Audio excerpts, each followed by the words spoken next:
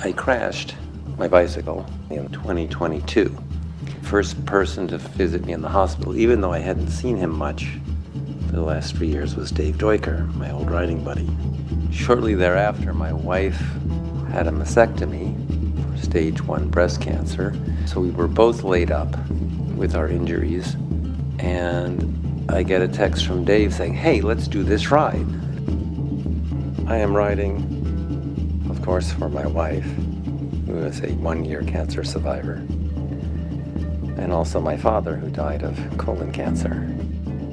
I'm riding for my mom. My mom died of breast cancer, so she's been on my mind a lot as I ride. I'm riding for my late wife, Monica, who died from a glioblastoma. I could stop this ride anytime I wanted to, get on the sag wagon and go. But for those people that have cancer or cancer diagnoses, they don't have the opportunity to stop and get off the ride and take the easy way home. They have to go forward. What surprised me most about the trip and about the ride was just the people. You just got a real feeling that everyone was joined together for a common goal, and you don't find that every day. What made it so special was being around 300 people who all had something in common, who had all shared a loss from cancer and who were dedicated to doing something about it. When you're going through like the heat and the pain and effort you have to put in to complete a ride like that, puts things into perspective.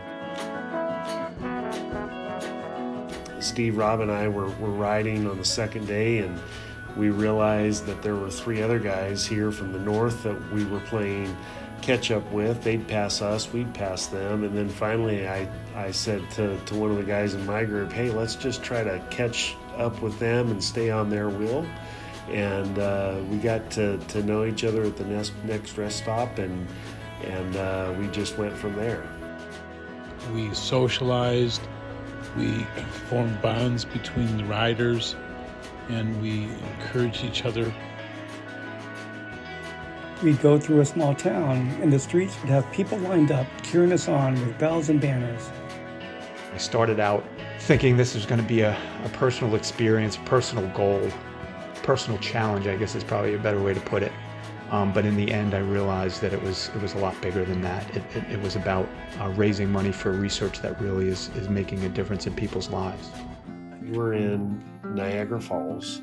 They gathered us together for a picture, all the riders. And so they took a picture of all the riders, and then they asked those that were either survivors of cancer or those that were currently being treated for cancer to come forward to be the front part of the picture.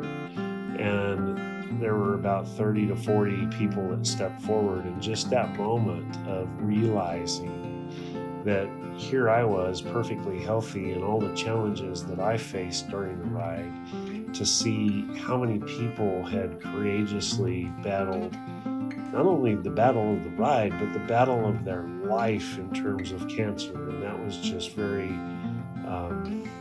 touching to me. It was really great having people cheer you and ring the bells and clap and say congratulations. Really, I did nothing more than just ride my bike.